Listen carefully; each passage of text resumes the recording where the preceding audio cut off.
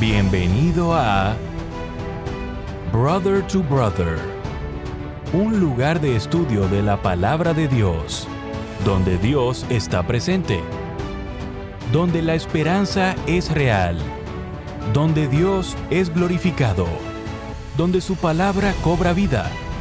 Escuela sabática, reflexiones, estudios bíblicos y más. Gracias por estar aquí.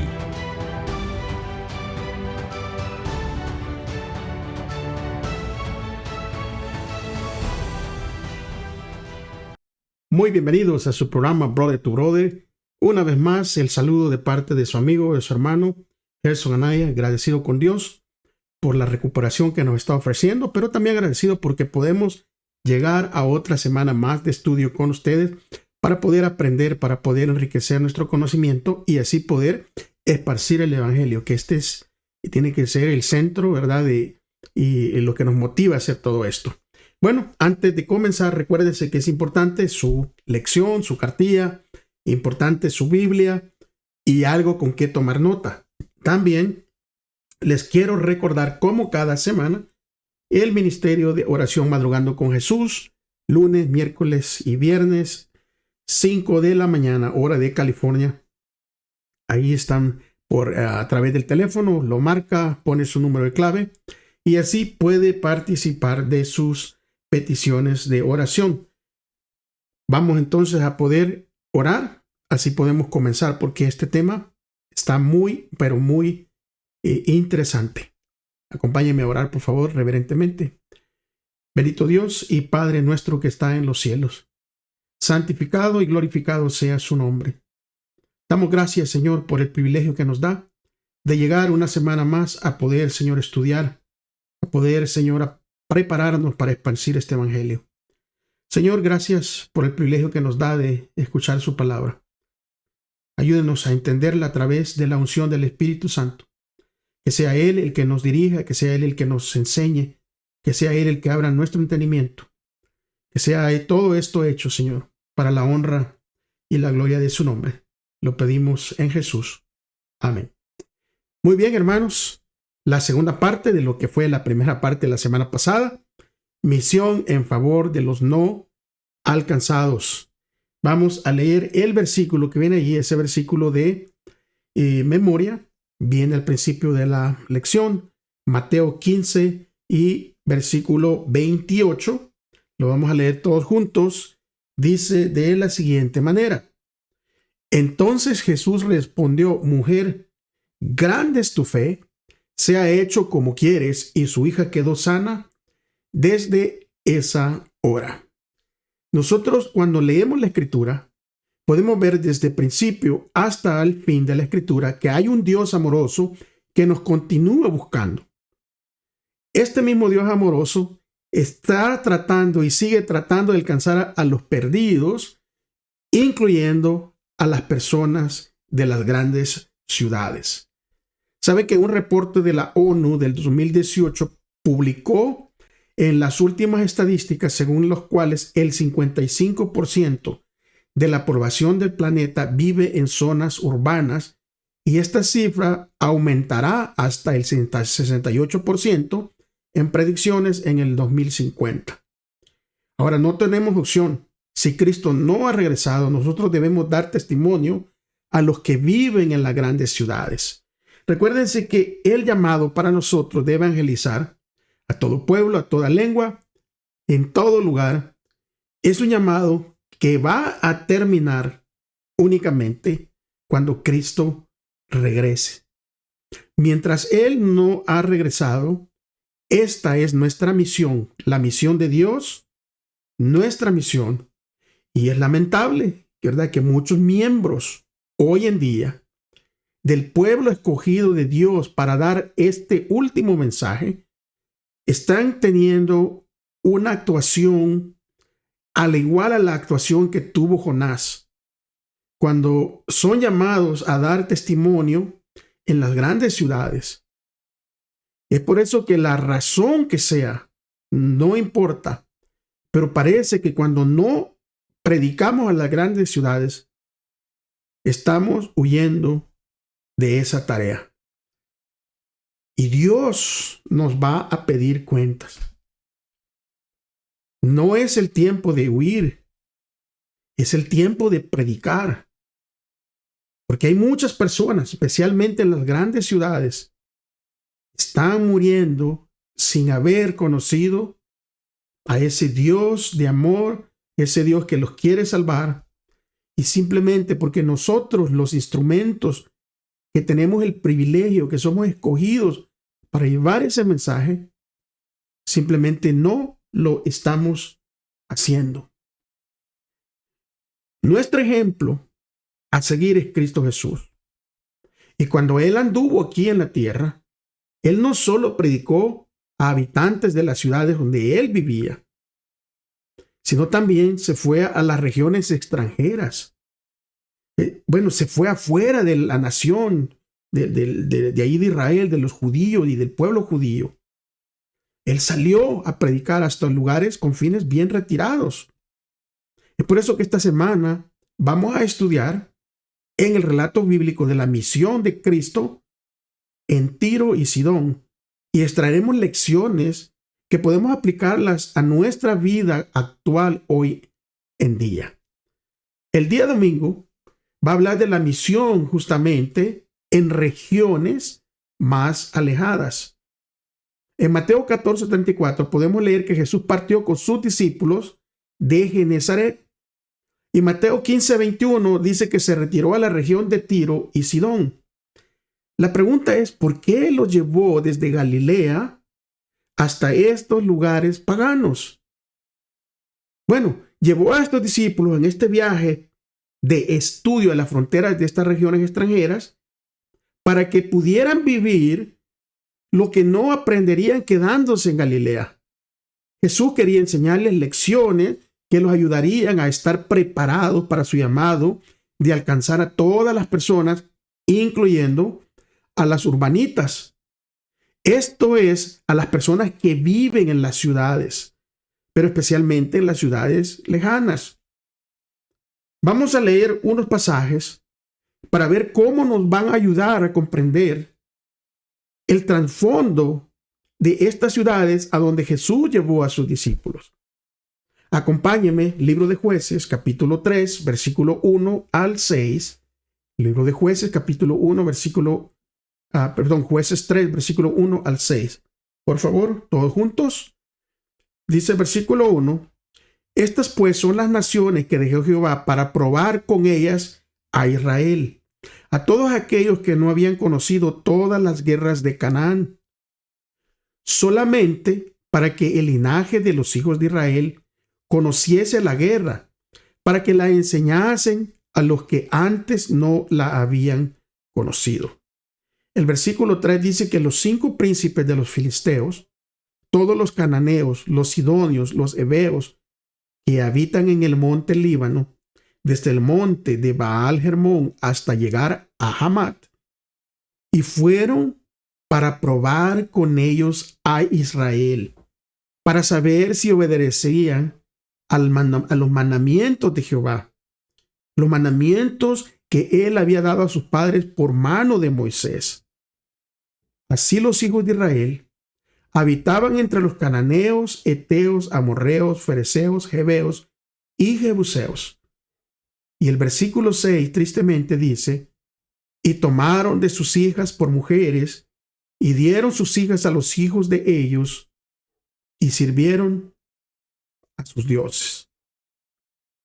Claramente podemos ver aquí en Jueces 3, 1 al 6, que Dios utilizó estos pueblos antiguos para poner a prueba la fe de los israelitas. Lamentablemente, el pueblo de Dios no pasó esa prueba. Al menos en este caso, dice Jueces 3 que tomaron de sus hijas por esposas y dieron de sus hijas a ellos y sirvieron a sus dioses. Podemos ver que desde el principio este pueblo fue un obstáculo para el pueblo de Israel. Entonces vamos ahora a leer otro pasaje para ir entendiendo también. Primera de Reyes, capítulo 5, versículo 1 al 12. Mire lo que dice. Hirán, rey de Tiro, envió también sus siervos a Salomón Luego que oyó que lo habían ungido por rey en lugar de su padre, porque Hirán siempre había amado a David.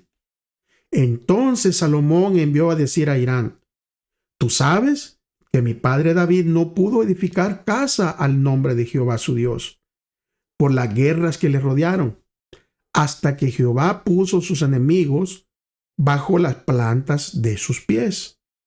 Versículo 4 dice: ahora Jehová mi Dios me ha dado paz por todas las partes, pues ni hay adversarios, ni mal que temer. Yo, por tanto, he determinado ahora edificar casa en el nombre de Jehová mi Dios, según lo que Jehová habló a David mi padre, diciendo: tu hijo, a quien yo pondré en tu lugar, en tu trono, él edificará casa a mi nombre.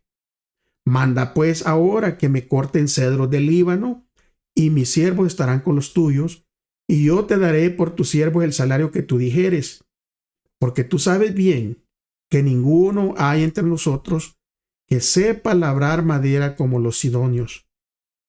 Cuando Hirán oyó las palabras de Salomón, se alegró en gran manera y dijo: bendito sea hoy Jehová, que dio hijo sabio a David sobre este pueblo tan grande.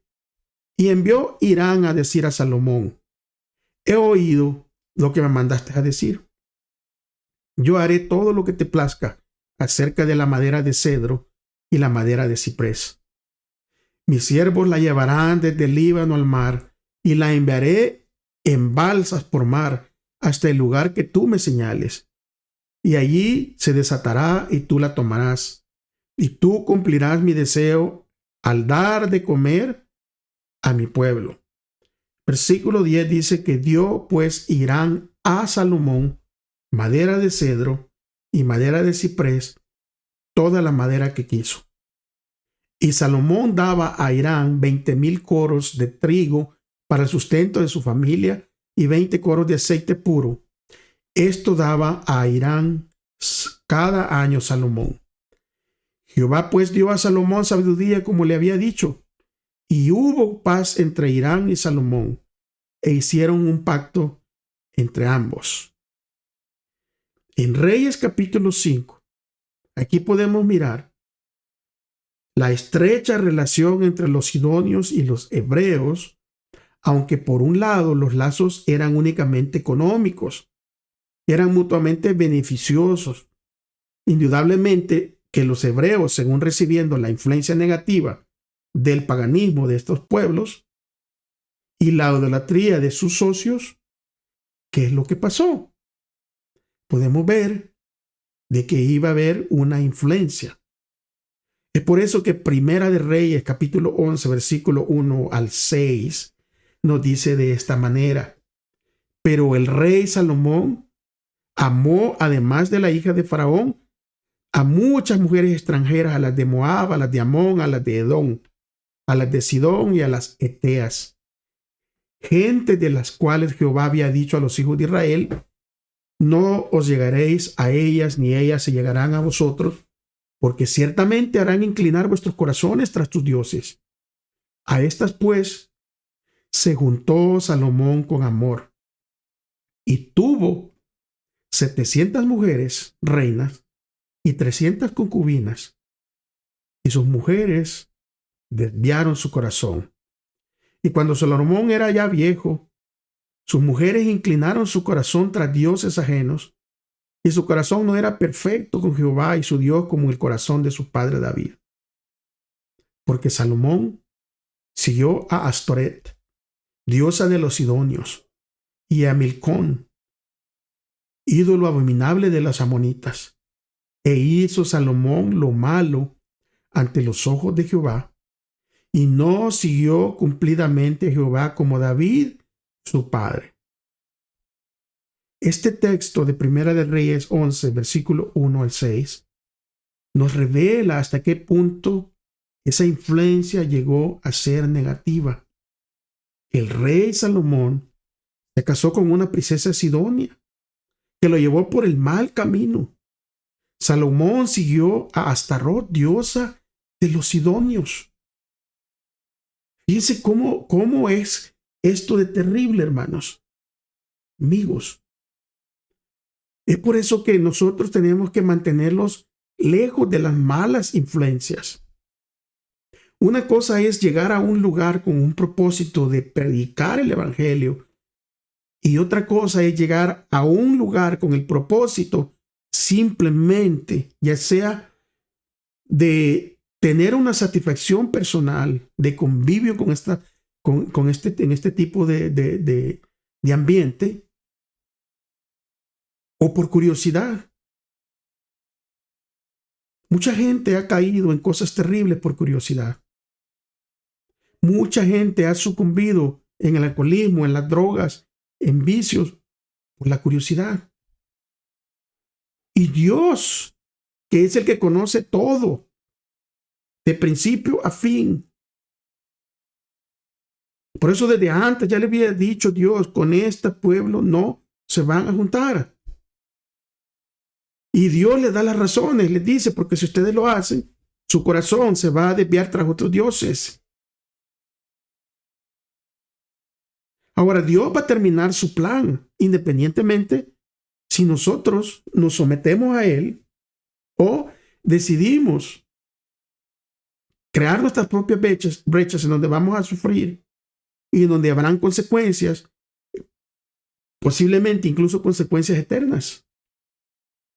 Ahora, a pesar de la historia de paganismo, a pesar de la historia de idolatría, de la influencia negativa sobre la nación elegida, a pesar de todo esto, Jesús llevó a sus discípulos a estos lugares. ¿Cuál es la diferencia? Jesús llevaba una misión. Jesús llevaba un propósito. Esa es la diferencia. Y esa tiene que ser la actitud con la que nosotros tengamos que ir a un lugar inapropiado, tengamos que ir a ponernos tal vez en una situación de riesgo, pero vamos a tener un propósito y vamos a ir dirigidos en donde Dios mismo va adelante. Porque saben que sí, Cristo lo llevaba, pero ¿quién iba enfrente? Era el mismo Dios. Y es por eso cuando nosotros queramos alcanzar a personas de están en cierta situación donde hay peligro de mala influencia, nosotros tenemos que preparar nuestras vidas espirituales, santificándonos, orando y pidiendo que sea Dios el que vaya enfrente, con una misión, con un propósito. Y esto que de esta manera, Cristo estaba iniciando la misión urbana transcultural con sus discípulos, porque quería confrontar los perjuicios en la intolerancia que tenían los judíos hacia estos pueblos. Claro, por el pasado que ya leímos nosotros. Y él ejemplificó, porque ese era el método de Jesús. Él no solo decía, vayan y háganlo, no, él iba y les enseñaba cómo hacerlo.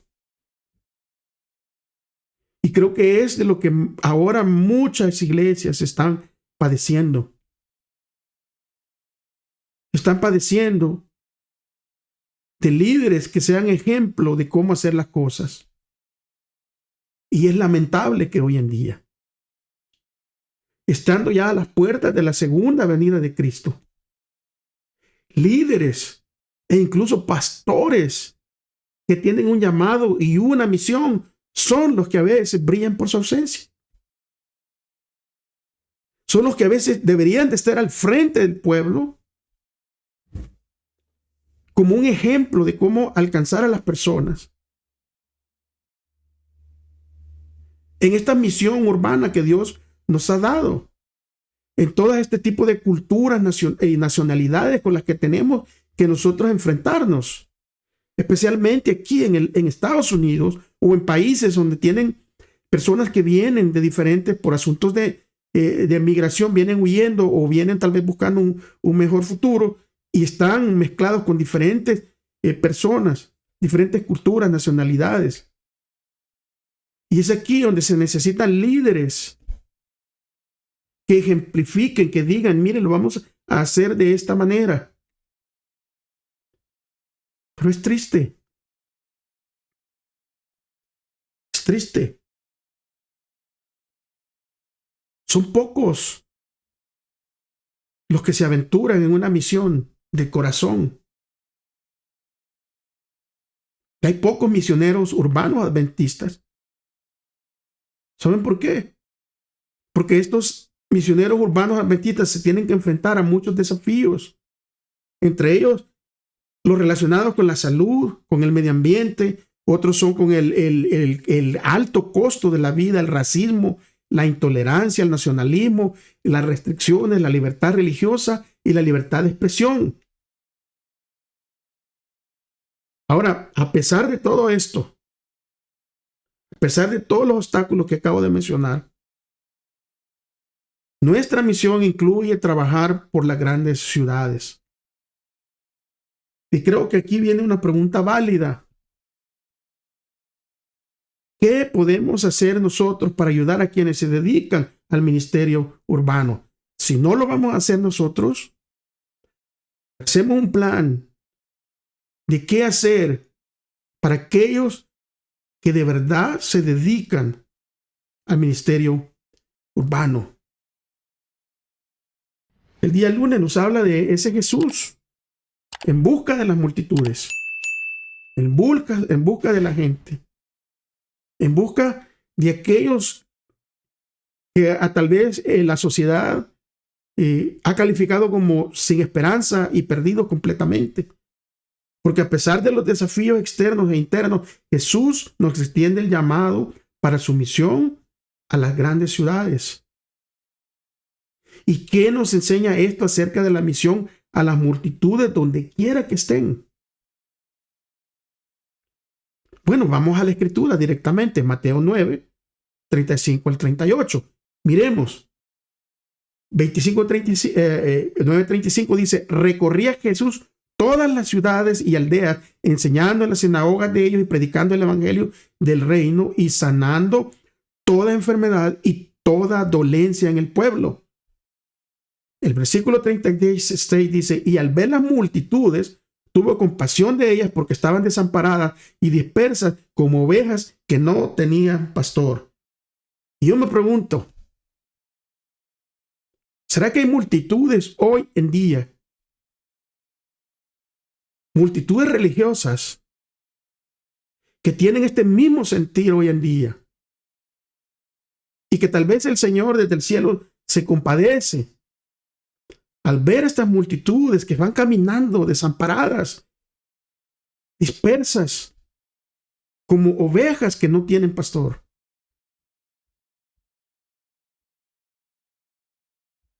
Versículo 37 dice que entonces dijo a sus discípulos, la verdad, la miel es mucha, mas los obreros son pocos. Rogad pues al Señor de las mies que envíe obreros a su mies. El mismo Señor pudo ver en su tiempo, imagínense aquellos días,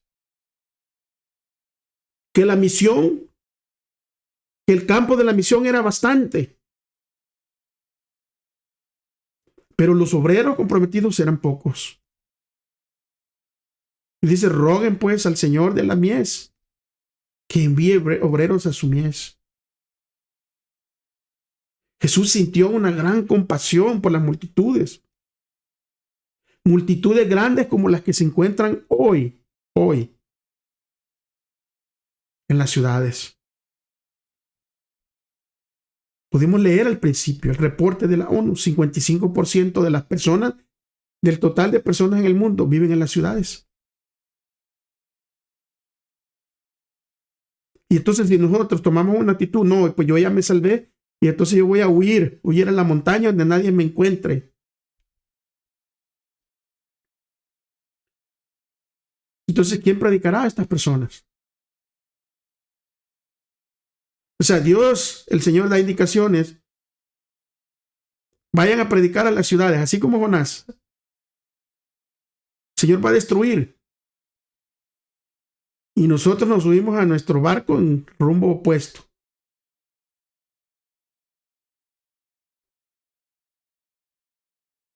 ¿Saben que Lucas 19:41 describe la manera como Jesús lloró sobre Jerusalén? O sea, ¿a qué punto le conmovió ver a su pueblo que no tenía compasión por los demás? A punto de entristecerlo tanto que lloró. Imagínense. Y a veces sí nos conmovemos cuando leemos la crucifixión del Señor y oímos, ¿verdad?, los lamentos y todo, pero no nos causa compasión ver cómo lloró Jesús sobre Jerusalén. Es porque a veces no comprendemos la profundidad del amor de Jesús por sus hijos. Mucho menos vamos a comprender la profundidad del amor por las masas sin rostro que viven en las ciudades. Por eso Jesús en Mateo 9:38, Jesús nos exhorta a que oremos para que nuestros motivos y nuestro corazón sean como el corazón de Él. Cuando Jesús comienza su ministerio, ¿ustedes saben de qué lugares geográficos procedía la gente? Bueno, enterémonos, leamos Mateo 4:23 al 25. Miren lo que dice.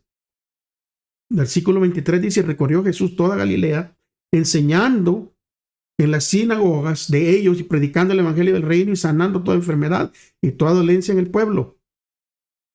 24. Y se difundió su fama por toda Siria y les trajeron todos los que tenían dolencia, los afligidos por diversas enfermedades, los atormentados, los endemoniados, lunáticos, paralíticos, y Jesús los sanó. El versículo 25 dice: y le siguió mucha gente de Galilea, de Decápolis, de Jerusalén, de Judea y del otro lado del Jordán. Aquí claramente Mateo 4:25 dice que las multitudes que seguían a Jesús provenían de Galilea, de las 10 ciudades del estado de Decápolis, del este de Jerusalén y de Judea al sur, además de Samaria. Y aquí está algo interesante. Le faltaban gente de la región costera de Tiro y de Sidón, que eran parte de Fenicia, junto allí al mar Mediterráneo, al noroeste de Galilea. Le faltaba ese grupo de personas de esas ciudades.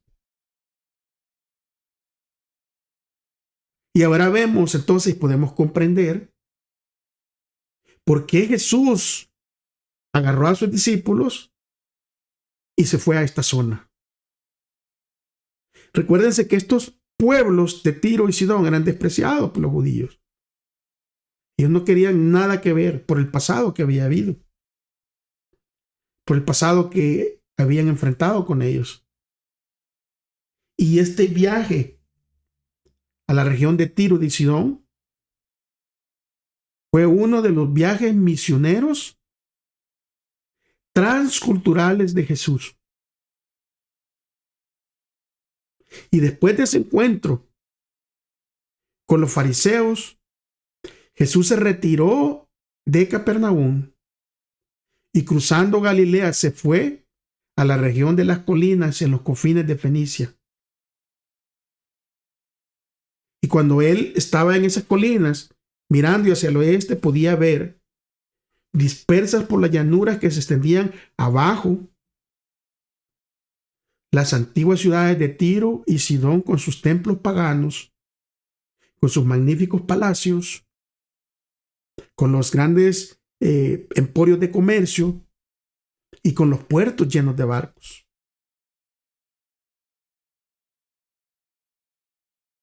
Y entonces Jesús se compadeció por ellos y miró esas multitudes, esa multitud de gente, que aunque tenían todas esas cosas, comercio, templos, o sea, aparentemente no les faltaba nada. Jesús sabía que había una necesidad grande allí. Ellos necesitaban conocer a aquel que da la vida eterna. Y cuando nosotros miramos, ¿verdad? A veces, tal vez ustedes en alguna ocasión han tenido experiencias que van viajando. Y aquí en Estados Unidos hay ciudades que cuando usted va viajando por la autopista, de repente aparece en medio de las montañas las grandes ciudades y usted las puede ver desde arriba, inmensas. La próxima vez que le toque pasar por algo así, pídele que Dios le dé esa actitud de mirar con compasión. ¿Cuánta gente hay allí en esas grandes ciudades? Que aunque tienen sus edificios, aire acondicionado, posiblemente todo tipo de transporte, todo tipo de ropa, todo tipo de comida, todo tipo de comodidades, les hace falta algo. Lo que nos hacía falta a nosotros antes de conocer a Jesús. Y eso no lo pueden ordenar, no lo pueden comprar, no lo pueden encontrar en línea. Porque el único departamento encargado de llevar eso hacia las ciudades es la iglesia. Es usted, amigo, amiga, hermano, hermana y yo. Nosotros tenemos el privilegio de ser los encargados de llevar este mensaje a todas las grandes ciudades. Ojalá que nosotros podamos tomar esto en serio por lo que es. Nos queda mucho tiempo. El tiempo se está terminando y para muchos termina posiblemente hoy. Nuestro día de partida no lo sabemos. Y puede ser que yo me esté preparando para huir de las ciudades y ni siquiera alcance a llegar, abandonando la misión que Dios me ha encomendado. Misión que los ángeles quisieran tener el privilegio de hacerla. Día martes habla de Tiro, en Tiro y en Sidón, y vamos a ver qué hizo. Los eruditos bíblicos, ¿verdad? O sea, las personas que son expertos creen que el Evangelio de Mateo se escribió específicamente para un público judío y que el Evangelio de Marcos se escribió pensando precisamente en un público gentil. Y es provechoso tener o vale la pena, ¿verdad? Tener presente esta distinción al estudiar los evangelios. Vamos a leer las dos partes para ver qué diferencias observamos en la forma en que se describe el mismo relato. Mateo 15, versículo 22 al 28. Dice, y he aquí, una mujer cananea que había salido de aquella región clamaba diciéndole, Señor, hijo de David, ten misericordia de mí. Mi hija es gravemente atormentada por un demonio. Pero Jesús no le respondió palabra. Entonces, acercándose a sus discípulos, le rogaron diciendo, despídela, pues da voces tras nosotros. Él respondiendo dijo, no soy enviado sino a las ovejas perdidas de la casa de Israel. Entonces ella vino y se postró ante él diciendo, Señor, socórreme. Respondiendo él dijo, ¿no está bien tomar el pan de los hijos y echarlo a los perrillos? Y ella dijo, sí, Señor, pero aún los perrillos comen de las migajas que caen de la mesa de sus amos. Entonces Jesús respondiendo, dijo, oh mujer, grande es tu fe, hágase contigo como quieres. Y su hija fue sanada desde aquella hora. Ese es el relato, primer relato. Ahora vamos a ver el relato de Marcos, capítulo 7, versículo 24 al 30. Misma historia.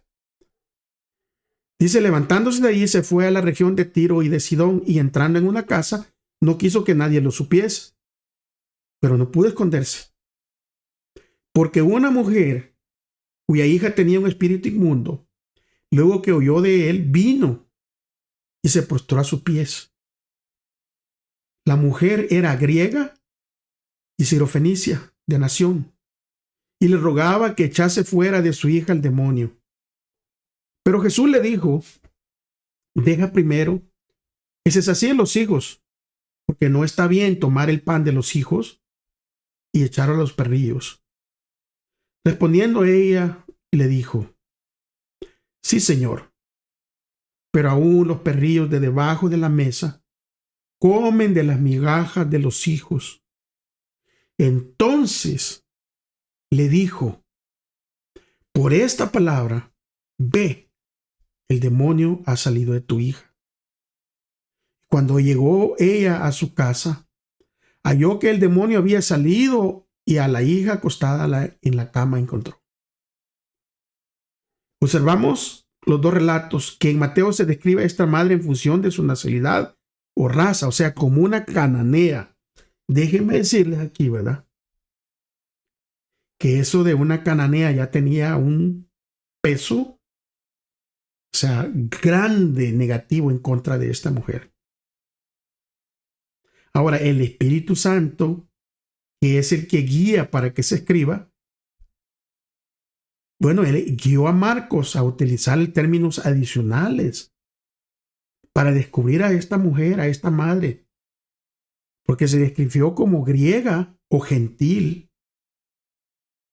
Luego de la información que, ¿verdad?, que viene a complementar, que era de Sirofenicia de nacimiento o nacida en la región de Fenicia que está en Siria. La única vez que se utiliza este término aquí en la Biblia. Ahora, nosotros podemos mirar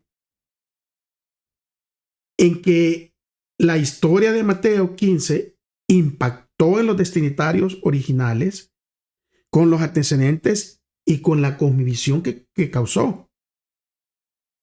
Porque la audiencia de Mateo consideraba que esta madre era una pagana despreciable, cananea. Esto proviene de la experiencia que ya leímos, ¿verdad?, de la historia del pueblo judío con los cananeos. Y un grupo que adoraba ídolos y cuyos estilos de vida prácticamente malvados durante mucho tiempo, que habían sido un obstáculo para la nación. Ahora, ni siquiera los discípulos de Cristo consideraron la posibilidad de que esta mujer tuviera fe y formara parte del reino de Dios, porque le decían los discípulos: despídela, está molestando. ¿Cómo molesta esta mujer cananea? No merece nada, es pagana. Esa actitud, si nosotros no tenemos cuidado, todos nosotros, si no estamos guiados por el Espíritu Santo, esa debe ser nuestra actitud. Empezar a clasificar a las personas, quién merece y quién no merece, a tomar el papel de Dios. Porque el único que puede decir quién sí y quién no es Dios. No soy yo, no son ustedes. Ningún ser creado puede decidir. Pero como ya no es Dios guiándonos, sino que ahora soy yo tomando decisiones, entonces yo empiezo a decir, ¿verdad?, fulano no merece, sutano no merece, que este pueblo aquí, que este pueblo allá. Y empezamos nosotros a hacer nuestro propio juicio. En Marcos 7, la audiencia de Marcos, que incluía la mayoría de gentiles, ellos pudieron escuchar una respuesta diferente, ¿verdad?, que la de Mateo. ¿Por qué? Porque los gentiles no tenían la misma experiencia que los judíos con los cananeos. Y es por eso que se identificaron con esta mujer, porque era griega, de Sirofenicia de nacimiento. O sea, se pudieron identificar con esta mujer. Y lo que pudieron ver, lo que ellos absorbieron, fue viendo a Jesús curando a uno de ellos mismos. Porque para los gentiles esta mujer era simplemente una madre entrañable que estaba preocupada por la condición de su hija y quería que el gran maestro la sanara. Sin importar su origen, sin importar su nacionalidad, sin importar su pasado. Ella tenía una misión, quería que su hija fuera sanada. Y eso era lo único que le importaba. Y la fe que experimentó esta mujer, la fe que mostró, aún en contra de todos los que decían, despídela, posiblemente decían hasta más cosas. Posiblemente hicieron comentarios negativos que tal vez no están en la escritura. Pero para que llegara a un punto que los mismos discípulos dijeron, ¿cómo molesta esta mujer? Despídela. Y Jesús le dice, ¿acaso yo no he sido enviado para esta misión? Para rescatar a este tipo de personas. Y le estaba enseñando con su ejemplo que esa era su misión de ellos. Y nos está enseñando a nosotros que esta es la misión de nosotros. De ver por aquellas personas, por aquel grupo de personas que muchas veces los religiosos dicen, no merecen. Ahora, Cristo no responde inmediatamente a la petición de la mujer. Si ustedes se dan cuenta, ella siguió insistiendo. Y él recibió a esa representante de una raza despreciada como lo habrían recibido los judíos. Eso fue lo que hizo al principio. La ignoró.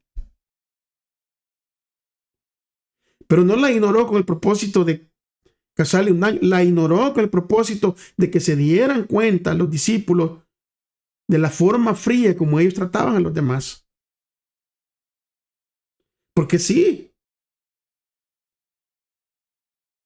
los discípulos pudieron ver la forma fría y despiadada con que los judíos tratarían a esta mujer si ella hubiera venido. Imagínense esta mujer queriendo llegar al templo a buscar misericordia. ¿Cómo hubiera sido recibida?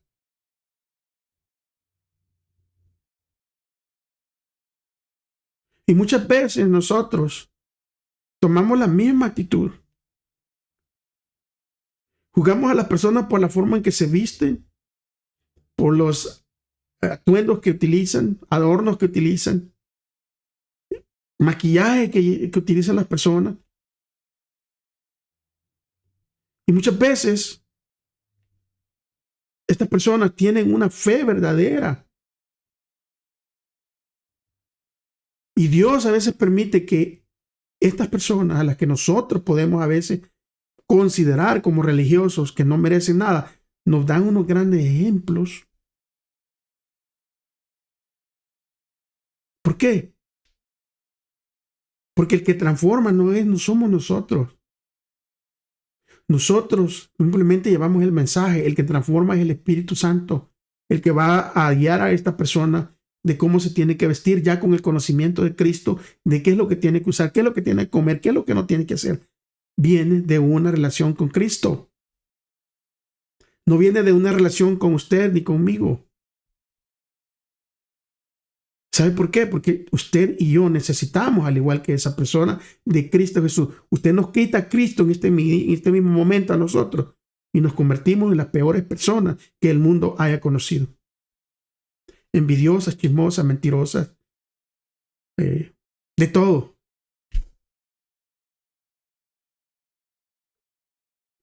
Ahora, Jesús permite que sus discípulos vean todo eso.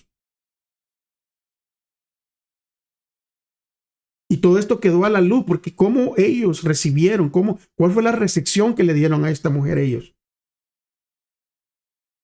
Y de qué manera compasiva con que quería que ellos tratasen a una angustiada madre como esa. Mirando lo que esta mujer ni siquiera pedía para ella, pedía para su hija. Y escuchando a los discípulos dijeron, despídela. Jesús dice, no.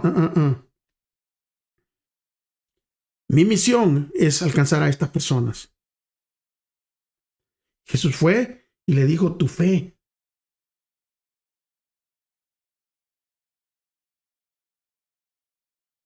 Por eso que Jesús le concede la petición que ella tenía. Y le dijo, vete mujer, tu hija está sanada.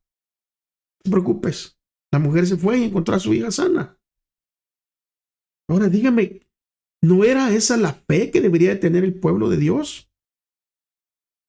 O sea, con solo que Jesús dijo, no te preocupes, vete a tu casa, tu hija está sana. Con eso le bastó a la mujer. Creyó y se fue a su casa. Y llega y encuentra a su hija sana. Ahora, la primera de Juan, capítulo 2 y versículo 2, nos va a revelar una verdad sobre todos nosotros. Sobre todos nosotros. Dice el versículo 2 del capítulo 2 de primera de Juan, y Él es la propiciación por nuestros pecados, y no solamente por nuestros pecados, sino también por los de todo el mundo. O sea, ellos son pecadores, pero también estamos en la misma situación nosotros. Somos pecadores necesitando de la misericordia y la gracia de ese Dios que nos busca diariamente. Y que ante Dios, todos, hermanos, amigos, todos somos iguales. Independientemente de dónde seamos, de qué país vengamos, de qué raza seamos. El Señor tenga misericordia de nosotros.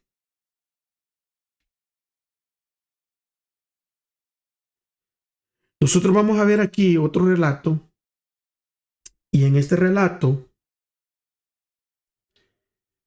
va a hablar acerca de los barrios no alcanzados. En las ciudades hay muchas personas, aunque usted no lo crea, que anhelan la esperanza de la vida eterna. Sí, en las ciudades hay muchas personas que anhelan eso, que lo han tenido todo, pero que continúan vacíos por dentro. Y en los tiempos de Jesús, ¿qué le impedía al pueblo de Dios llevar esa esperanza a aquellas ciudades extranjeras como Tiro y Sidón? Díganme ustedes. De acuerdo a lo que hemos leído,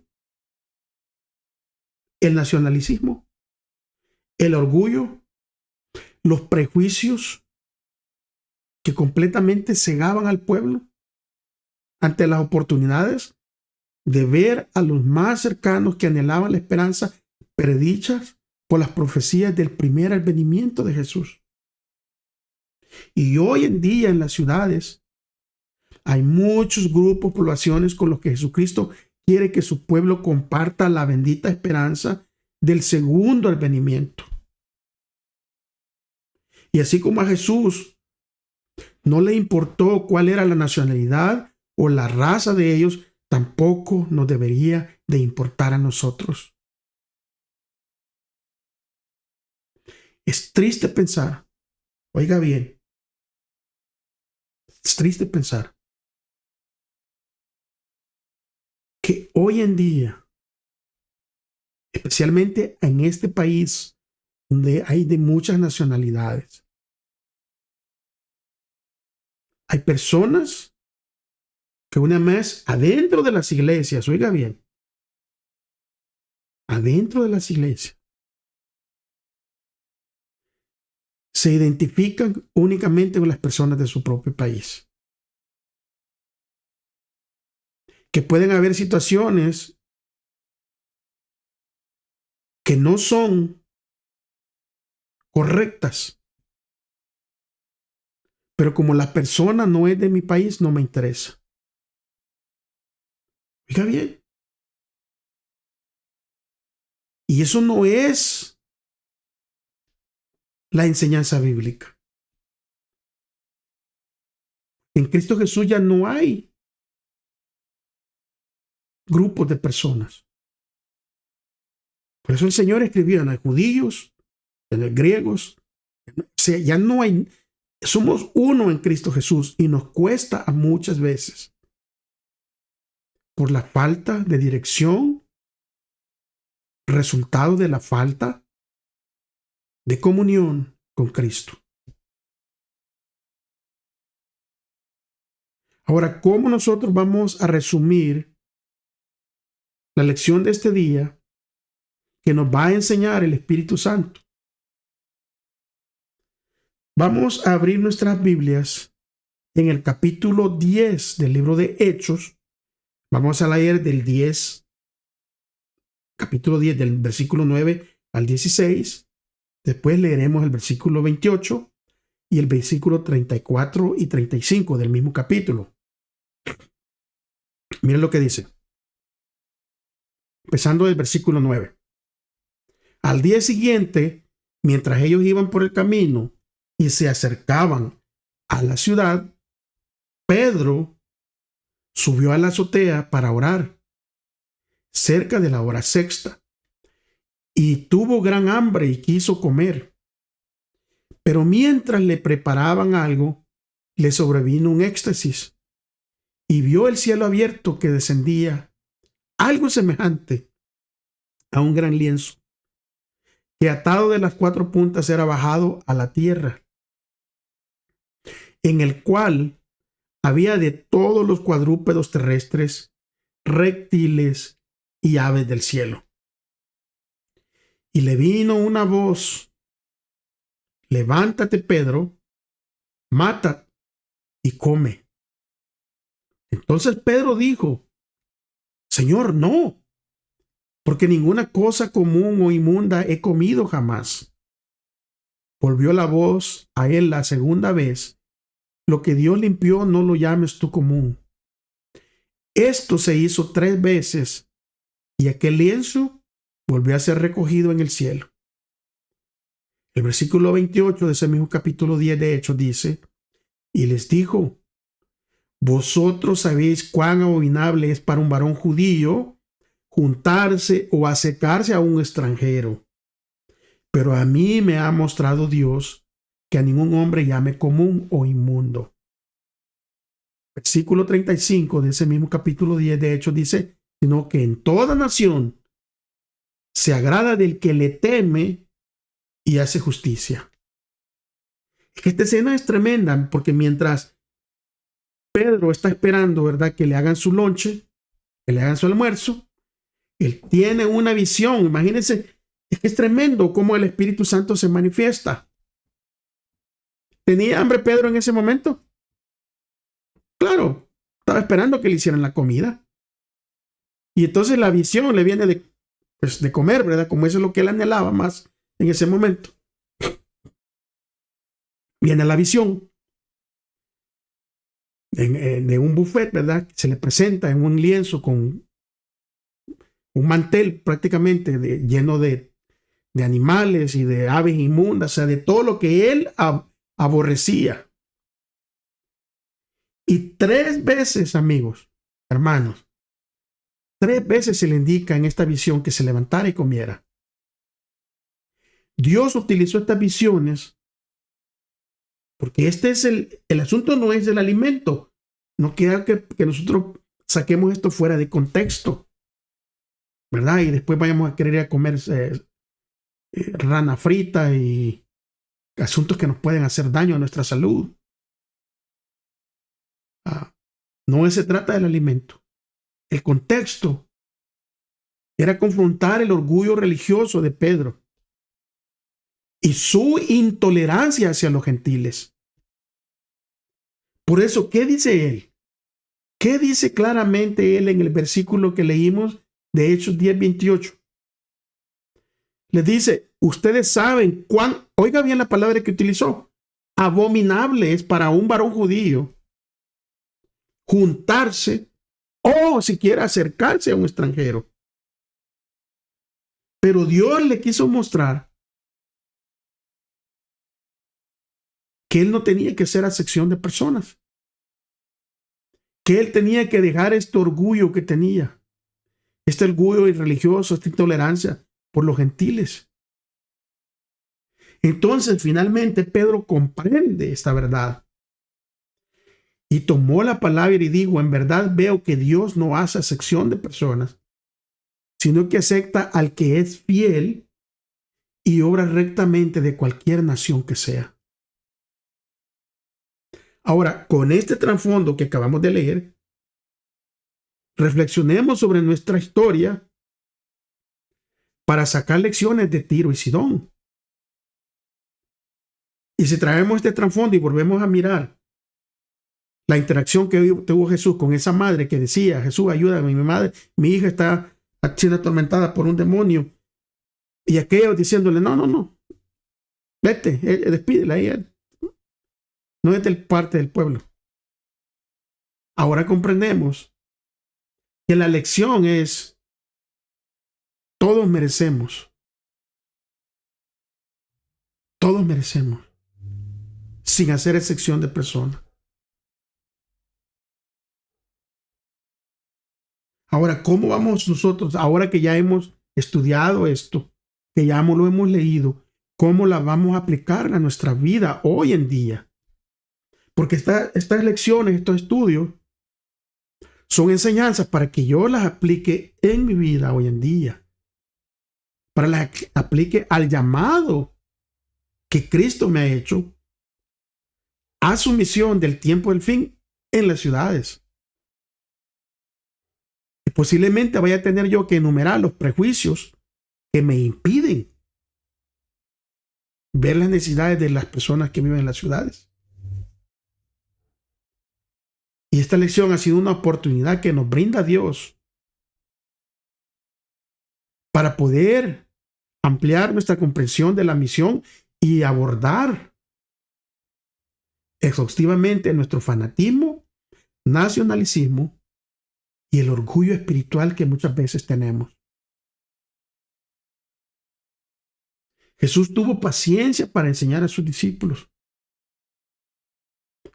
que no comprendían plenamente el gran plan de salvación de Dios, que ese plan que es para toda la familia humana, no solo para una nación, no solo para un grupo étnico, no, es para todos.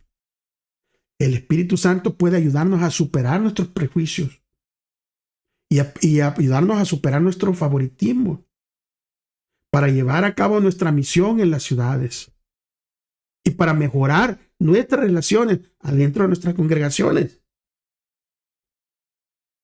Vuelvo a repetir, aquí en Estados Unidos se puede ver mucho grupos con favoritismo, que porque fulano o sultano es de mi país, y yendo en contra del llamado de Dios, que todos somos iguales. Ahora, la experiencia que acaba de tener Pedro, la que acaba de hablar él, de que Dios le dice: hey, todos somos iguales, fuera como para que Pedro hubiera terminado, ¿verdad?, con este tipo de actitud. Pero miren lo que pasa más adelante.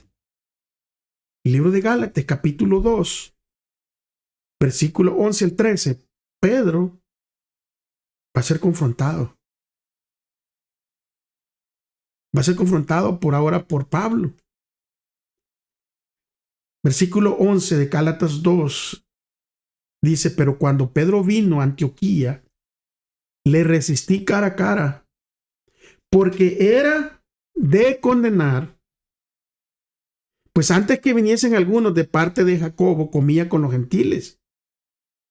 Pero después que vinieron se retraía y se apartaba, porque tenía miedo de los de la circuncisión. Y en su simulación participaban también los otros judíos, de tal manera que aún Bernabé fue también arrastrado por la hipocresía de ellos. ¿Qué es lo que estaba pasando aquí? Pedro, mientras no hubieran judíos alrededor, él era amigable y amigazo con los gentiles. Pero cuando venían los judíos se hacía como que no los conocía y se iba con los judíos nada más. ¿Usted ha conocido a alguien así? ¿Qué hace diferencia? Que de repente a usted le hablan con toda, hasta uno se queda sorprendido. Pero cuando llegan sus aliados, usted se desaparece prácticamente de la película. Y empiezan nada más a tratarse entre ellos. Pablo, que fue una persona, o sea, ¿verdad? Directa y al punto. O sea, no le dio vuelta al asunto y fue y confrontó a Pedro. Pero mire, porque nosotros a veces, nos da temor de confrontar a esta hipocresía. Y simplemente nos callamos, pero ¿saben qué? Esa hipocresía se convierte en un monstruo. Y después llega a punto de causar incluso divisiones entre las congregaciones. Por eso que dice Pablo, no, cuando Pedro llegó y cuando él llegó aquí a Antioquía, lo confronté cara a cara. Porque era un asunto de condenar. Porque antes de que me llegaran los judíos, comía con los gentiles, pero después de que vinieron se retraía y se apartaba porque tenía miedo de los circuncisos. Y esta actitud de Pedro, ¿sabe qué hizo? Porque, mire, las actitudes malas es como el cáncer. Es como esas enfermedades, crecen. Porque esa actitud de Pedro arrastró a Bernabé, arrastró a otros judíos, o sea, que hacían lo mismo. Vieron que hacía distinción, entonces nosotros también. Y Pablo dice, un momentito, espérenme tantito allí. Esta es hipocresía. Paremos con eso. Esta no es la enseñanza. O sea, uno que no había caminado 3 años y medio con Jesús les viene a decir lo que ellos debieran de haber aprendido, de haber caminado con Jesús.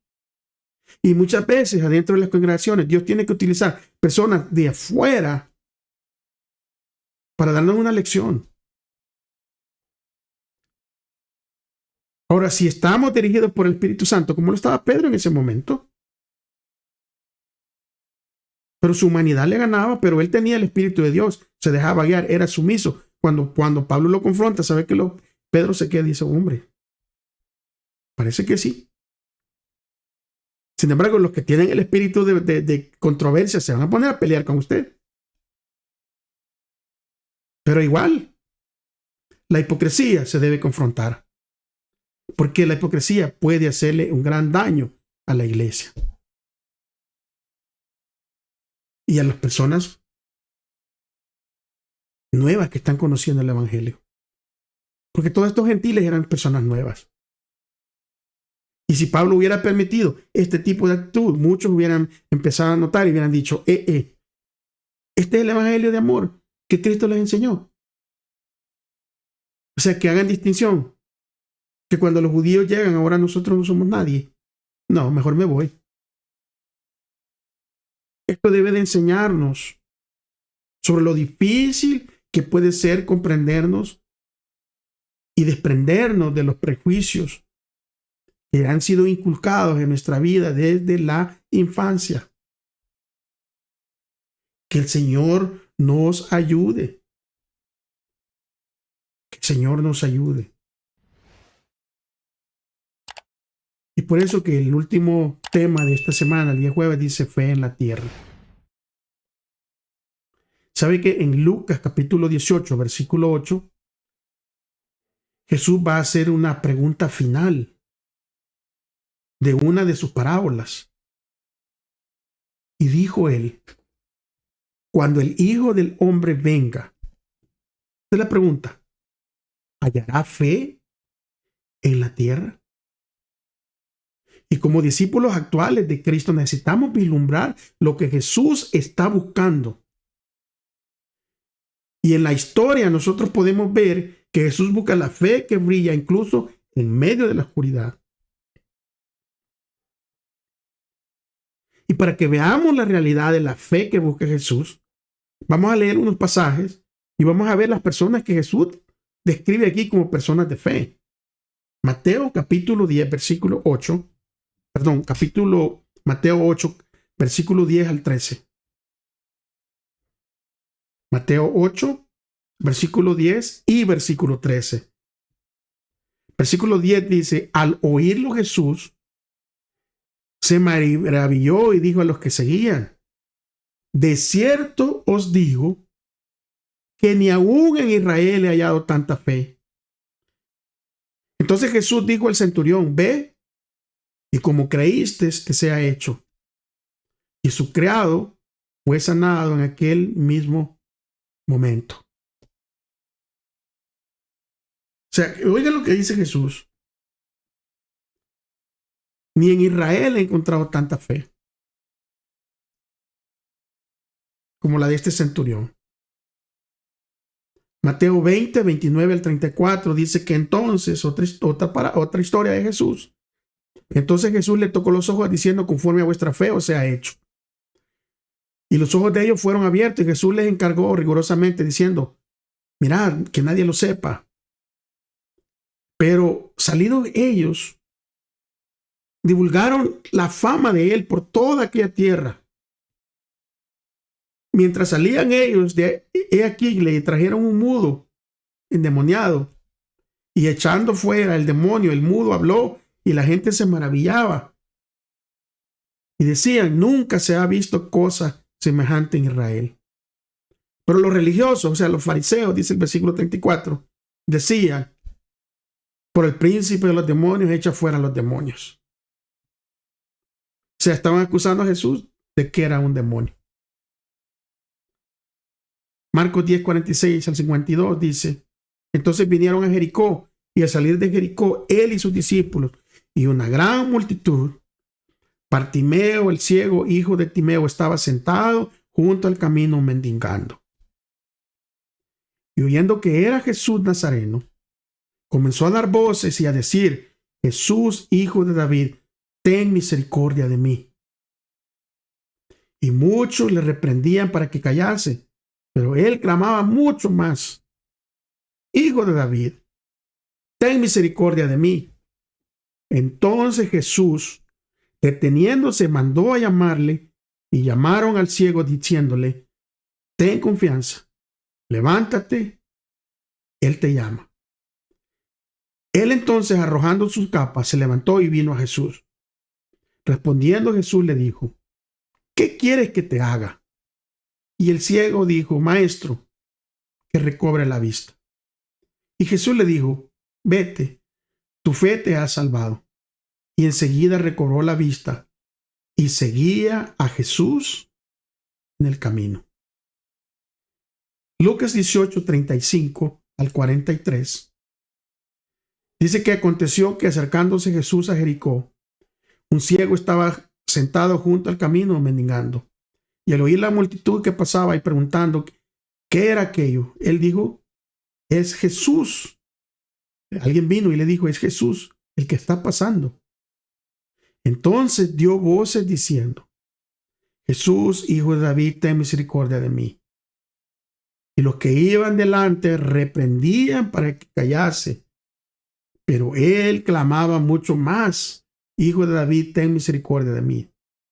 Jesús entonces, deteniéndose, mandó a traerle a su presencia, y cuando llegó, le preguntó diciéndole: ¿qué quieres que te haga? Y el Señor, ¿y qué le dijo? Señor, que reciba la vista. Jesús le dijo: recíbela, tu fe te ha salvado. Y luego vio y le seguía glorificando a Dios, y todo el pueblo, cuando vio aquello, dio alabanza a Dios. Esta lista que acabamos de leer en estos pasajes, si nosotros nos damos cuenta, incluye a personas con una fe que resplandecía incluso en ciudades oscuras. En Capernaum, Jesús destaca a varias personas de fe.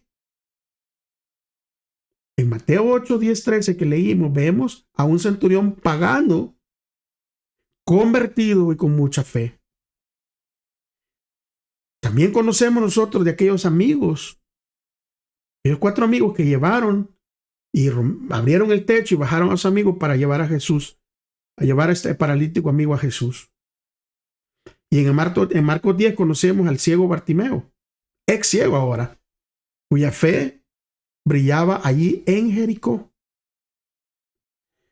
Al mismo tiempo, esperaríamos que entre el pueblo de Dios existiera este tipo de fe. Sin embargo, incluso en la ciudad natal de Jesús, Nazaret, Jesús hablaba de la poca fe o incluso de la incredulidad total. Y este fue el factor que limitó el ministerio de Cristo en esos lugares, porque la gente no creía, la gente no tenía fe. Y Jesús, hablando con sus discípulos, varias veces les dijo: habitantes de Israel, hombres de poca fe. Además, ahí en Mateo 17, Jesús les dice y les exclama: generación incrédula y perversa. O sea, una lección que podemos nosotros aplicar en la actualidad es que la fe se encuentra en lugares inesperados. Inesperados. En ciudades que tal vez nosotros pensamos que no hay fe. Allí hay fe. Entre los extranjeros. Entre paganos. Oh, sorpresa. Entre personas con religiones diferentes a las nuestras. Hay gente que brilla por su fe. Y es por eso que, aprendiendo de estas lecciones, con humildad, debemos ir a las ciudades como lo hizo Jesús, buscando a aquellos que cuando se les presente la verdad, responderán con una fe salvífica en Jesús. Y déjenme decirles que hay más personas de las que usted y yo nos imaginamos. Hay más personas anhelando conocer la verdad.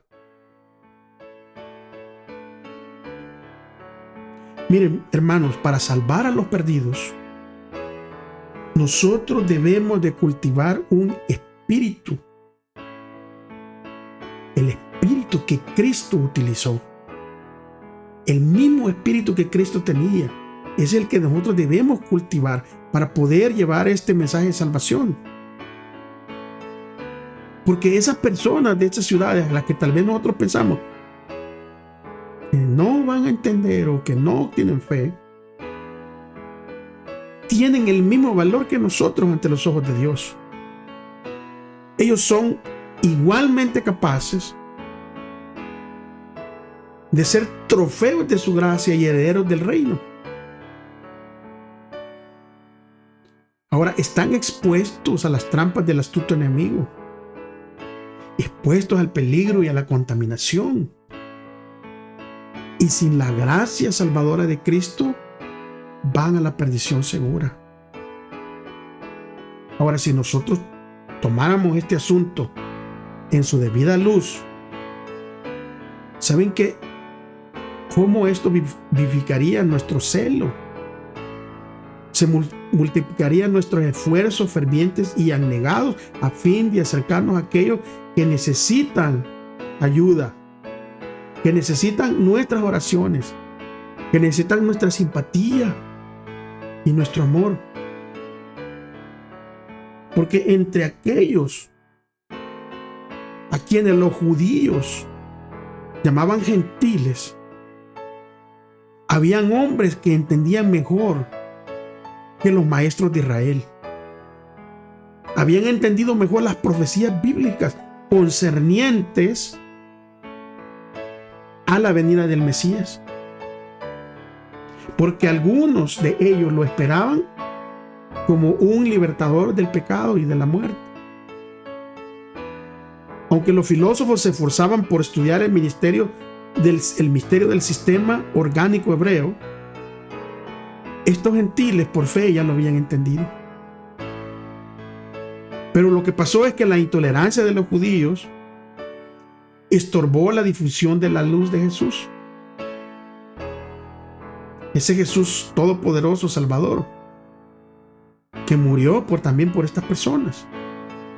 Ahora, Él y solo Él puede despertarlas de la indiferencia, puede despertar simpatía, puede enternecer el corazón, puede revelar al alma lo precioso y el poder de la verdad. Porque el maestro obrero en esta situación es Dios, no nosotros los hombres. Nosotros tenemos el llamado para que seamos los agentes por medio de los cuales podemos impartir luz a los que están en tinieblas. Dios, amigos y hermanos, tiene huellas en todas las iglesias y no nos corresponde a nosotros hacer una denuncia radical del mundo religioso profeso, sino que con humildad y amor presentar a todos la verdad tal como es en Jesús, y que todos los hombres puedan ver la piedad, la devoción, que contemplen la semejanza de Cristo en el carácter nuestro, y entonces serán atraídos hacia la verdad. Debemos exaltar a Jesús, hermanos, al Redentor del mundo, porque Él es el único que sostiene y que tiene la palabra de vida. Muchas gracias porque hemos llegado al final. Recuérdense, hay que darle like al video, hay que compartirlo, hermanos. Compártanlo, por favor. Y esto es importante, hay que compartirlo. Nosotros tenemos que llevar este mensaje a todo el mundo. Tenemos que dar ese mensaje de buenas nuevas. Hay que hacer eso de nuestra parte. Hermanos, no queda mucho tiempo. El fin está por venir. Y Dios nos va a pedir cuentas. Bueno, agradecido con ustedes. La próxima semana nos veremos, si es que Dios lo permite. Si es que Él no ha regresado, estaremos por aquí. Cuídense mucho. El Señor me los bendiga. Y recuérdense, hermanos y amigos, recuérdense. Si usted ha conocido a Dios y empieza a sentir amor por Dios, o ya le conoce y ama a Dios, demuéstrelo. ¿Amando a quién? A su prójimo. Hasta la próxima. Bendiciones.